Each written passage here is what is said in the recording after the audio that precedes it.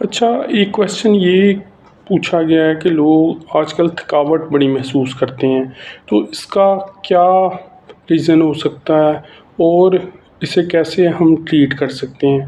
Basically अगर तो आप हमेशा थके-थके खुद को महसूस करते हैं, यानी आप देखें तो आपके बाजू, आपके इधर पेन, आप ऐसे लगता है कि जैसे आप हर तरह से अपने आप से तंग पड़े हुए हैं।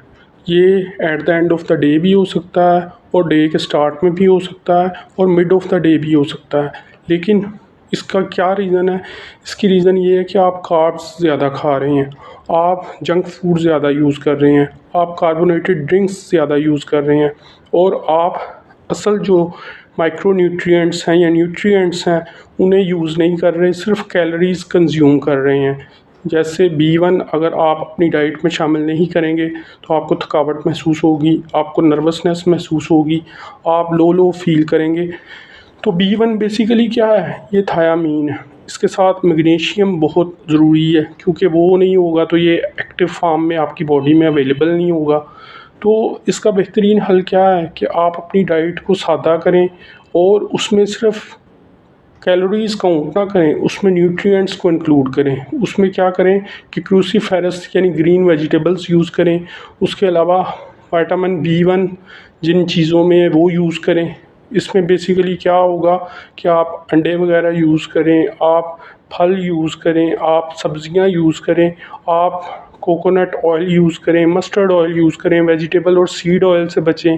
और जो कार्बोहाइड्रेट है जिनमें बहुत ज़्यादा है उनसे बचें, जैसे पोटैटो है यानी आलू, व्हीट है यानी गंदम, राइस है यानी चावल। तो इस तरह बेसिकली आप अपनी बॉडी में इसकी जो रिक्वायर्ड क्वांटिटी है एक उसे भी पूरा कर लेंगे और दूसरा क्या होगा कि आपकी ये जो थकावट है, आपकी ये जो दर्दें हैं वो भी काफ़ी हद तक मैनेज हो जाएंगी। इसमें एक चीज़ आप और कर सकते हैं और वो क्या है कि आप अपने आप को एक तो एक्सरसाइज का आदी बनाएं, दूसरा अपनी डाइट को बैलेंस्ड रखें, तीसरा आपने स्लीप अपनी बेहतर करनी है और जंक फूड से अपने आप को बचाना है। ख़ास तौर पर एथलीट्स जो कैलोरीज़ पूरा कर रहे होते हैं वो सिर्फ कैलोरीज़ पर ही ध्यान ना दें क्योंकि उसकी वजह से वो कार्बोहाइड्रेट्स ज़्यादा यूज़ करते हैं, बल्कि वो क्या करें कि न्यूट्रिएंट्स की मिकदार को भी अपनी बॉडी में मद्देनज़र रखें। तो इस तरह बेसिकली आप B1 को यूज़ करके उसे अपनी डाइट में शामिल करके अपनी नर्वसनेस को, अपने स्लो होने को कंट्रोल कर सकते हैं। इसके अलावा आप मेरे साथ मेडिकल अपॉइंटमेंट भी बुक कर सकते हैं।